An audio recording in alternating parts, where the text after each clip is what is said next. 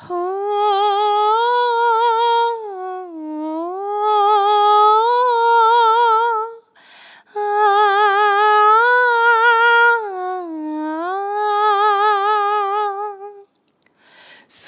हुआ मध्यम, चांद जलने लगा, आसमां ये हाय क्यों पिघलने लगा।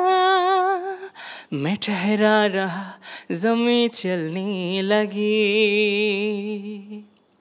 धड़काए दिल, सांस थमने लगी।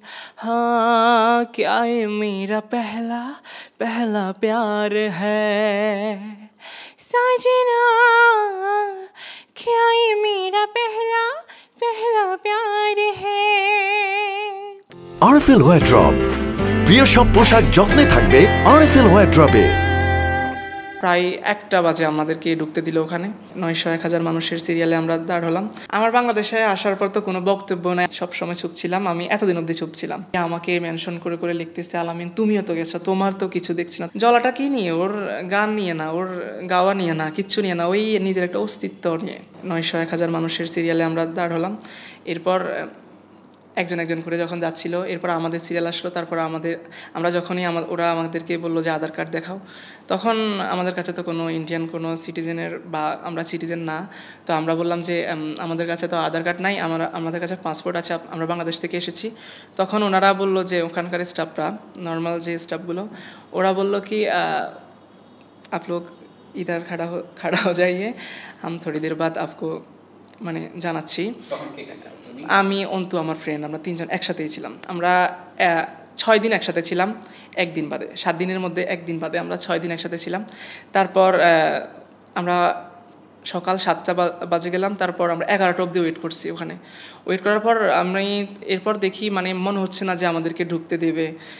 এরপর আমি কি করলাম, আমার যে একটা মেন্টরের সাথে কথা হইতো আগে, ইন্ডিয়াস গট ট্যালেন্টের, আমি আপনাদেরকে বলছি, তখন ওই মেন্টরটা অজয় ভাইয়াকে আমি নক দিলাম তৎক্ষণাৎ।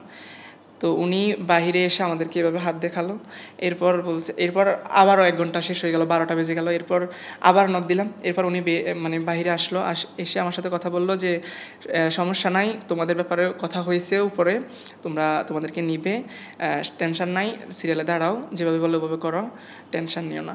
তারপর আমরা প্রায় 1টা বাজে আমাদেরকে ঢুকতে দিল ওখানে। ঢুকার পরে আমি যখন ফর্মটা মানে পূরণ করলাম, এরপর আমি অতিরিক্ত এক্সাইটেড হয়ে যে ঢুকতে দিল, আমি সিলেক্টেড হওয়ার থেকেও খুশি হয়ে গেলাম আমরা দুজন। তা আমি একটা স্টোরি শেয়ার করলাম আমার ফেসবুক পেজে। তো এই স্টোরিটাই মানে সবাই দেখে ফেলছে, আমার যে অডিয়েন্সরা, ওরা দেখে ফেলে অনেক, ওদের এক্সপেকটেশন লেভেল হাই হয়ে গেল। এরপর আমি তাড়াতাড়ি আবার উনি আবার এসে বললো যে আলামিন মানে কোনো কিছুই তোমরা শেয়ার করতে পারবে না। ওই মেন্টরটা বললো বাংলাদেশ মানে কিছু শেয়ার করিও না, এটা অ্যালগোরিদমের মধ্যে নাকি পড়ে না। তো আমি আবার সাথে সাথে ডিলেটও করে ফেলছি ওটা। এরপর অন্তু সিলেক্টেড হয়েছে প্রথম রাউন্ডে সিলেক্টেড হয়েছে, আমি হই নাই সিলেক্টেড। আমার গানটা ভালো করে উনি শুনেও নাই, যে আমি ডুয়েল ভয়েসে গান গাইতেছিলাম। উনি বয়স্ক মানুষ, হয়তো বুঝে নাই না কি আমার ভুল ছিল, আমি শিওর জানি না, আমি সিলেক্টেড হই নাই। কিন্তু অন্তু খুব ভালো গান গেয়েছে, আমরা একসাথেই গেয়েছি, ও আমি পাশাপাশি দাঁড়িয়ে 5-6 জন একসাথে দাঁড় করিয়ে তারপর একজন একজন করে মানে বলে যে এই তো নাম্বার গাও, এই নাম্বার গাও। তারপর গাইলাম, আমি এলিমিনেট হয়ে গেলাম, অন্তু সিলেক্টেড হলো প্রথম রাউন্ডে। এরপর আমি চলে আসলাম। চুপ ছিলাম, সবসময় চুপ ছিলাম, আমি এতদিন অবধি চুপ ছিলাম। নিউজগুলার কমেন্ট বক্সে গিয়ে আমাকে মেনশন করে করে লিখতেছে, আলামিন তুমিও তো গেছো, তোমার তো কিছু দেখছি না, তোমার তো নামও নাই, কোনো নাম নাই, কোনো মানে কিছুই নাই, তোমার কোনো এখানে ক্রেডিট নাই, ভূমিকাই নাই, তুমি কি আসলে আদৌ দিয়েছো? আমি তখন একজন বলে, 2জন বলে, 3জন বলে। তারপর অন্তুর হেটাররাও আমাকে নক দিয়ে কল করে করে বলে যে অন্তু যেগুলা বলতেছে এগুলা কি সত্যি? তো আমি এগুলা নিয়ে কাউকে কিছু বলি না। অন্তু আমাকে না করছে শুরু থেকেই যে কাউকে কিছু না বলতে, কিন্তু আবার অন্তুকে আমি আমার ব্যাপারে কাউকে কিছু না বলতে না করি নাই কখনো। ক্ষোভ ওকে নিয়ে না, ওর গান নিয়ে না, ওর সিলেকশন হওয়া নিয়ে না, কিচ্ছু নিয়ে না। ও কোথায় আমি কোথায়, আমি ওর মানে কি বলবো, ধারে কাছেও নাই। আমি কখনো গান শিখি নাই, কিচ্ছু করি নাই। ও হলো একটা রিয়েলিটি শোর চ্যাম্পিয়ন, ও অনেক ভালো, নিঃসন্দেহে খুব ভালো গান গায়। আমি ওকে সামনে থেকে দেখেছি, ও খুব ভালো গান করে। আর আমি ওর বিপরীত, আমি এত ভালো গান করি না। তারপর কেন যে ওর ফ্যানরা আমার সাথে ওর কম্পেয়ার করে আমি জানি না, আমি কোনো দিক দিয়ে ওর সমতুল্য না। তারপর হলো কি কিন্তু মানে ওই যে কমেন্টগুলো যে আসে এগুলো আবার মেসেজে বিভিন্ন মানুষ আবার ওর ফ্যানগুলো আমার কমেন্ট বক্সে এসে বলে কি অন্তুর কাছ থেকে কিছু শিখো, তুমিও যাও, তুমিও করো এটা কিছু।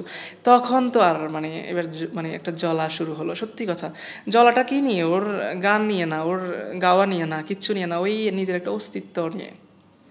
তারপর আমি নিজে নিজে ডিপ্রেশনে চলে গেলাম, টেনশানে পড়ে গেলাম। ফ্রেন্ডদের সাথে বসে আড্ডা দিতে দিতে শুধু ওর ভিডিওগুলো সামনে আসে, অন্তু এটা করলো, ও এটা করলো, এ সেটা করলো, এটা করলো, সেটা করলো, বিভিন্ন নিউজ।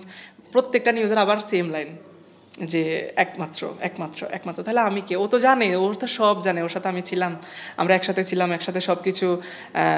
ওর যদি না বলতো তাহলে তো আর নিউজ চ্যানেলদের মানে এত ইয়ে নাই যে বিনা মানে পারমিশনে এরকম নিউজ করার। তো এটাই আমার ক্ষোভ যে আমি, ও বললেও বলতে পারতো, কেন বলেনি, বা এটা আর কি, এটা এরকম হেডলাইন কেন।